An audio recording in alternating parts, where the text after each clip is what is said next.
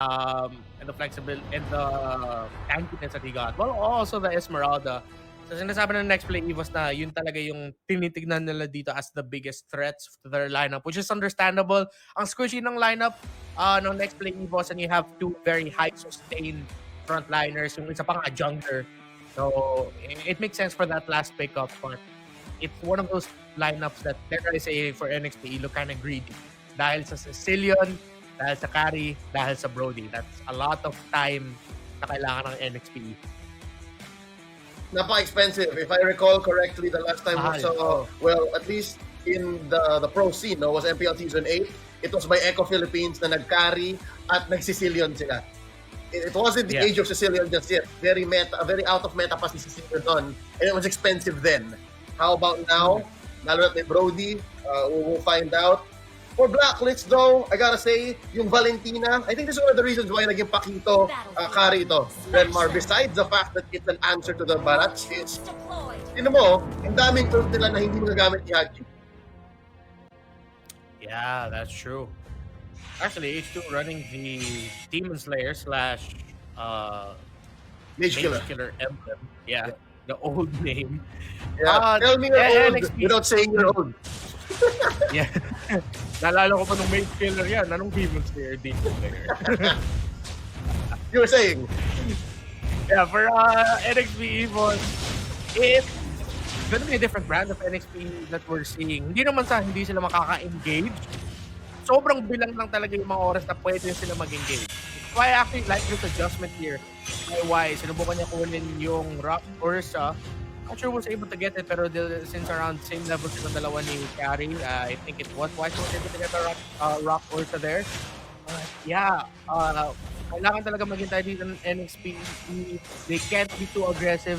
But if they have an opening, maybe they'll be able to win a small skirmish, isa o dalawang kills.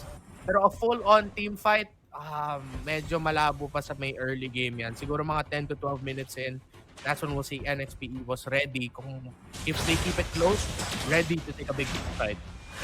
Yeah, it's reminiscent of the late Season 8 NXPE. Kung saan minsan nilalagay nila si H2O sa isang Nathan. But right now, look at this. Detna's welcome on to H2. Where are you going? Kamunti ka na, may backup. Ang next play EVOS dito.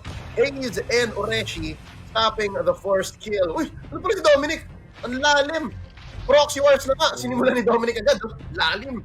It's going to be a early turtle positioning here for Wise. Gusto niya siya yung mauuna sa turtle positioning. Exactly. Oy! That'll be Joe. Oh, Hayes! At about half his health, Dominic charging up the Falling Star Moon. Tutulong na lang yata sa pagkuha ng Lord dito, but no. Gonna go around. Flank! H2 here. Wise taking the turtle buff here. Shielded up ang BLACKLIST International. Instead, they're gonna try to deny the purple. Nako, out of shape yata ang next play EVOS para pumilit dito ha. Mababa ng buhay nila, especially Hayes. Hayes and Cadenza. Not in a good position here. Retribution right in H2's face. That's gonna be tough. And this is what's tough against a lineup na may carry jungle. You're up against a Baron jungle who already got the first turtle of the game. Nanakaw pa yung buff mo. This extends the time until we see next play EVOS ready to really take it to BLACKLIST International. But if they are, how ready are their damage dealers? How ready to deal damage to the Baron? Gano'n ka ready si Nomad on the Brody to deal damage? NXPE EVOS here, yes, sinusubukan nila protektahan si H2. Pero just as equally, kailangan din nila tulungan si Donut kasi siya yung isa magiging late game security talaga dito, or even mid game if they can really help him farm up very quickly. Yeah, and so far, it's not impossible, but it's very difficult. BLACKLIST International ahead by about 800 to 1,000 gold at any given time in this 3-minute, 30 seconds game. Bottom lane, napapadalas ang bisita ni ni H2 dito. And I think it's because they're trying to go for the turtle still.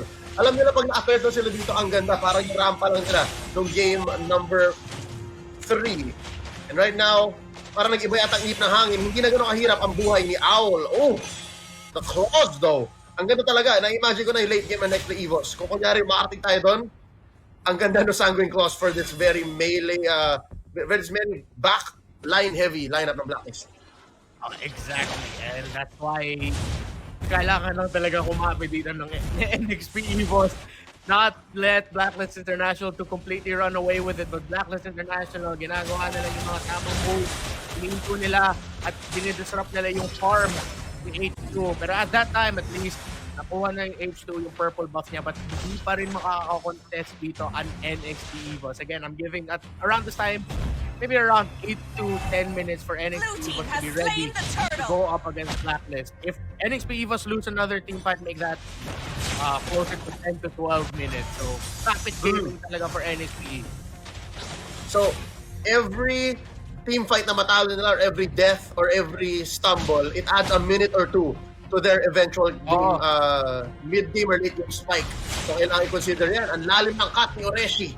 Ang dami niya nagagawa dito dahil ito lang ang kaya niyang gawin because he's not gonna see Dominic. They're trying to do the same thing, both of them. And right now, at least bottom lane is a little safe. Like, top lane ang totoong laban dito. First blood finally after 5 minutes. Oh my beat. Villa Luna taking down Donut. Now Cadenza holding on. Mapapatay pa siya dito. There's the shield set in. Now Hayes can survive as well. At least it's damage control. They could have lost so much more. And right now, again, dito na lang nakaharap ng farm. Si H2. John Paul Salonga in bottom lane. Yun nakawa niya at least. Sa bottom lane, sa bottom camp, bottom jungle, see Wise, but the damage is done. Look at top lane. Wow, 2K ahead na ang BLACKLIST International. Red team turret has been destroyed. Sobrang baba pa ng damage ng NXPE EVOS. BLACKLIST, they're just naturally scaling so fast. Sa lineup nila, nakalabas na si Owl sa lane. Level 8 compared to the level 7 of the Brody, but mas na-maximize ni Donut, ni Owl rather, yung mga gold pwede niya kunin in lane. And then NXPE, this is what they're getting. Expected naman to sa lineup nila, and with what BLACKLIST International acknowledged. Kaya ang bilis ng tempo ng BLACKLIST sa pag-back ng mga tore. That's another tower for Owl. More gold for the Flint. Yep, and right now, Dominic matatamaan ng Circling Eagle and a knock-up by Ureshi. Pero hindi nila matapos dito. Dominic still alive. There's a turtle. Last turtle, potentially, of this game. And Owl is just pushing. Binamataan siya dito. Binabantayan ni Oh My Venus. And so far, objectives have been easy for BLACKLIST International in this 6 minute 50 seconds game. Oreshi 1v1 with Esmeralda. Sumasayo isa, sumusuntok naman yung kalaban niya. H2 gonna come in, take this crab coin, and this is as free as it gets for H2. Ito na yung pinakamadaling mga parts ng buhay ni H2 sa early game. Able to get that crab coin there, and parang yung heat map ng laro natin madalas dito sa purple buff. The next play was just around this area. But NXPE, see there, they have to roam around together. Pinoprotektahan nila ni Donut. Kailangan din nila protektahan unti-unti si H2. So, yun yung sinusubukan i-juggle ng NXPE EVOS kung sino yung marksman na tutulungan nila o mas titikitan nila para makukuha ng resources muna. This nag-ult si Hayes or nag-ult si Haji. Parang si Hayes. And off-camera kill by Donut onto Owl. Interesting na. What was that? Oh, tinulungan siya ni Cadenza. There you go. So talagang yung dynamic ng hatid Matilda. At least they find the kill here. Trying to close the gap. 2K. Dalawang ultimates na expend ni Cadenza and Donut para ma-take down si Owl. Pero they needed that. They needed that win for Donut. At kailangan nila unti ihinto yung momentum ni Owl, which was already getting out of hand. So for NXP, nakabuo na sila ng dalawang dominance eyes. If not mistaken, si Cadenza at si Oreshi nakabuo nun, which will help with the natural healing. I-reduce yung natural healing na meron ng BLACKLIST, and more importantly, mas low mga miyembro ng BLACKLIST. Oh! Four-man collapse. Maling eskinita, napasok ni Dominic doon. Binigyan siya ng next play EVOS. Let's see, Cadenza very low. Oh no, Haji trying to get some. Finds one, Donut's still alive, but just barely. And Haji wants to get one. Does Haji get a double? Tumatakbo pa si Donut. And Donut gets away. Close call. Would have been a disaster. But eventually finds one more. Babagsak si Hayes dito. The machine is on a roll. Let's play EVOS little by little. Nakakahanap na sila ng momentum. Not so much, but just enough to manage the minion waves, keep it all right, keep it close. Pero Haji with that flick, giving the flicker big. Team fight breaking down in mid. That's Donut laying down the law. Stacks on stacks. Quick lord take. 9 minutes, 15 seconds in. Again, when it comes to objectives, kailangan paghirapan ng NXPE EVOS yun. So ang mapa ay kay Blacklist pa rin. Pag may sinabi silang kailangan namin to, they easily get it. I'm wondering what the item game looks like on Wides right now, given that they're ahead by 3K here. Saan kaya napupunta yung gold? Kanino kaya? They have the War Axe and the Antique Kiras already. So, ang aga yung sinagot sa H2. On the way to building the Thunderbelt, which will add like a little bit of range. Slow as well as physical defense. Kailangan na kailangan against the double marksman setup ng Blacklist International. And looking at the items for Haji, kaya ang bilis ng cooldown reduction niya. Actually building the Enchanted Talisman with the Clock of Destiny. On the way pa ang build niya sa Lightning Truncheon. They're pushing for mid. Look at the sync here. Early push. 10 minutes in. Lords on may bottom lane. Top lane. Pinagtunan ng pansin ni Mr. Del Rosario. 5 men here from NXPE EVOS in mid. Ganap sila. Dominic, gusto mag-flank. Tutulungan yung push na may bottom lane. Big, huge wave. Nice flow here. Haji. Oh, that's Alias Hayes using that ult. Look at the damage.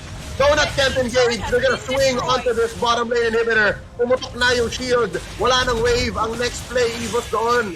Blacklist International though, they brought one in. But still, you gotta respect the damage that NXP is putting on. Successful defense. Looking at the lineup for Blacklist. Oh, okay. Oh, wait lang. Mamaya na yung lineup. May bawi dito si Donut. Taking down Haji. A shutdown on the Valentina. 2 for 1 so far. Ang palitan. Cadenza still alive. No burn is enough to take him down. 2 for 1. Renmar, you were saying about the lineups. The lineup for Blacklist International, naturally, it's hard to find a hero who can really get to the backline of NXPE EVOS para ma-disrupt. So, wait, Donut! Binigla nila si Donut. That's a kill by Owl. And napasama pa yata kay Cadenza. Ureshi gonna go into Wise's belly. That's the Detners welcome into the wall. Wrong wall though. Not enough of a distance to stun the Paquito. And there's the comeback potential. Wise still gets one. Nagusia gone. A killing spree. And now H2 might go down here. Oh, goes back with the step. And right now, they're just happy to keep this inhibitor and their lives intact. Oh, pero hindi na naman si Haji. I thought Haji would go for it. To quickly sum up what I've been trying to say, the Bats Feast ultimate ng Sicilian, yun yung lagi kinukuha ni Haji. At yun yung parang isang main, sulit na sulit, main initiation tool nga ng Blacklist International. Pag nakuha ni Haji yung ultimate ng Sicilian, he'll activate it. That's how he'll get close to the fight. And that's why nakakaabot sila sa backline nila, that range and the reach of having the Bats Feast on your Valentina na kinukuha niya from the Sicilian ng NXPE EVOS. Yep. Oh no, wait lang. Nasa-circle heal doon sa may likod. Si Oh My Venus. Del Rosario on the swing back. Akitin niya si Donut. H2 forward to the backline. And then as well, 3 for none. Walang sagot ang NXPE EVOS dito. Mata-sandwich pa kaya ata. Si Bataanon. Tatalo na ni Dominic. Flicker on out. Let's see, can they get away with this? Hayes survived, but not the same. We can say for this inhibitor in mid. Makabait na si Oreshi. Mapapush ni Aulion. Bottom lane still up. They're gonna try to put some damage onto it. Oreshi bursted down by Owl. Ladies and gentlemen, it's just a matter of time. And now we have our champion in this national team selection tournament. Blacklist International have made it as a part of SIBOL 2022. Masanay ka na marinig ang mga pangalan nila: Villaluna, Del Rosario, Soto, Gonzalez, Imam, Alaba, Giandani, Enrica Plaza to the Blacklist International squad. Congratulations for winning the SIBOL 2022 National Team Selection.